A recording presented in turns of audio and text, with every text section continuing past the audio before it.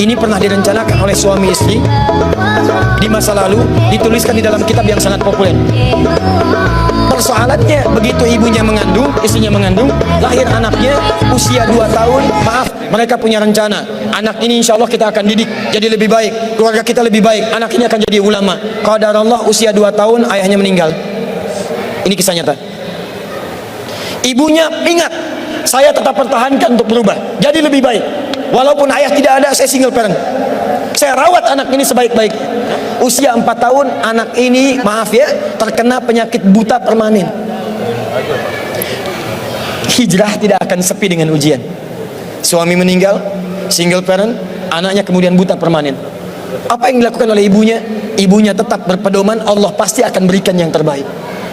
Anak ini kemudian terus didoakan, bangkit di malam hari, perbanyak kemudian tingkatkan ibadah. Ingat ya rumus ini, orang tua yang rajin ibadah maka boleh jadi kebaikannya akan diturunkan pada anaknya. Ibunya yang berdoa, anaknya yang mendapatkan bagiannya. Matanya buta tapi diganti oleh Allah dengan ingatan yang luar biasa.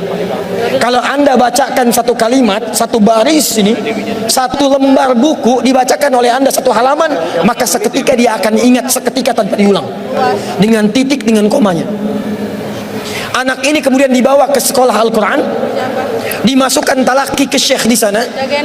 Syekh di situ kemudian membacakan pada saat itu surat Qaf, surah ke-50. Qaf dibacakan sampai akhir ayatnya.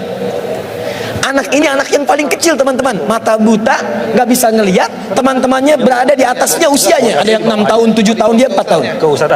Begitu selesai membacakan, kata syekhnya, lihat kalimatnya, man hafidha ala zahri qalbi, siapa yang hafal apa yang tadi saya bacakan, hafalan di dalam kepalanya, bukan di luar kepala. Hafal di luar kepala masih belum hafal.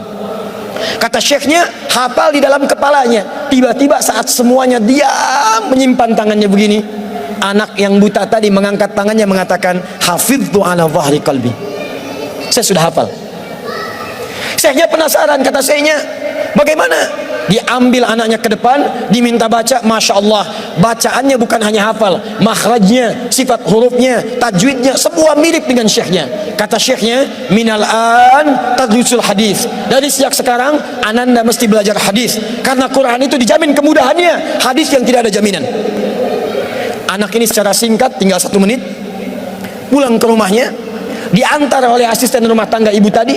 Begitu nyampe di rumahnya, wajahnya gembira, mengatakan pada ibunya, Ummi, ibu, tadi saya dipuji oleh saya begini, ada kejadian begini, saya seperti ini. Kata anak ini, minal an uridul hadis, ma, sekarang saya pengen belajar hadis. Kata ibunya, ya bunayya iktafi bil Quran, anakku sayang, kamu punya keterbatasan, supaya kamu nggak capek sekarang Quran dulu, baru setelah itu hadis. Kata anaknya, lah, dia percaya pada gurunya, dia percaya pada keyakinannya, dia katakan, ma, saya pengen belajar hadis. Dia tinggalkan ibunya sambil meraba jalan begini ke kamarnya.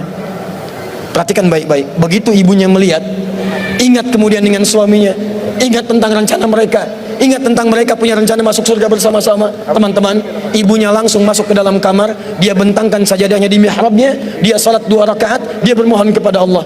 Saat sujud itulah dia tumpahkan segala keinginannya. Perhatikan kalimatnya. Rahasianya ada di Quran surah ke-17 ayat 110 sampai dengan 111, paling kanan sebelah atas. Ya Allah yal basir, yalladzi ala kulli syai'in qadir, a'id basiratabni. Saya mau akhiri. Ketika tumpah air matanya, dia katakan, ya Allah yang maha melihat, mohon kembalikan penglihatan anak saya. Yal basir, yalladzi ala kulli syai'in qadir, a'id basiratabni. Begitu mengatakan kalimat itu, capek ketiduran. Kemudian pada saat itulah anaknya sedang mengulang surat Qaf di kamarnya.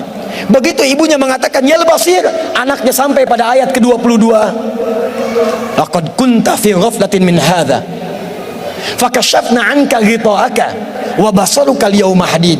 Ibunya menyebut yal basir, anaknya sampai di ayat wa basaruka al-yawma hadid. Dulu pandanganmu tertutup, sekarang kami akan buka, kamu akan melihat setelah ini dengan setajam-tajamnya. Ayat ini sebetulnya kemuliaan akhirat, tapi diturunkan mendapatkan kemuliaan dunia. Tiba-tiba setelah baca ayat ini, ibunya berdoa, bersamaan kalimatnya, tiba-tiba terbuka pandangannya. anak ini bisa melihat kembali. Saking kagetnya dia lompat, dia kejar ibunya. Ummi laqad ra'ait. Ma, saya bisa lihat lagi. Ma, saya bisa lihat lagi. Ibunya kaget kemudian terbangun. Dia peluk anaknya, dia katakan, "Nah, mungkin kamu melihat bukan dengan hatimu. Kamu melihat bukan dengan matamu. Rubbama ra'aita biqalbik laisa bi'ainik." Mungkin bukan matamu tapi hatimu. Waktu habis. Kisah belum selesai. Tinggal 1 menit. Boleh 1 menit? Lihat sini. Kata anaknya, "Mah, saya melihat dengan mata saya. Ini mama pakai baju ini. Di sekitar kita ada benda-benda ini." Allahu Akbar. Ibunya kemudian yakin anak itu bisa melihat. Dipeluklah anaknya. Keduanya kemudian menangis. Dan ibunya sejak saat itu yakin bahwa anak ini punya kemuliaan besar di masa depan. Maka disekolahkanlah kemudian tempat-tempat terbaik. Belajar hadis terbaik. Diingat segalanya. Cepat luar biasa. Anak ini kemudian dikenal dengan luar biasa di masa depan. Nama anak ini adalah Muhammad. Bapaknya yang meninggal namanya Ismail.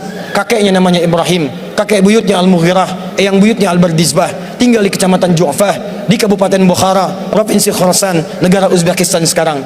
Kelak di kemudian hari, dia dikenal dengan nama daerahnya Bukhara, dengan Al-Bukhari. Itulah kisah Imam Al-Bukhari.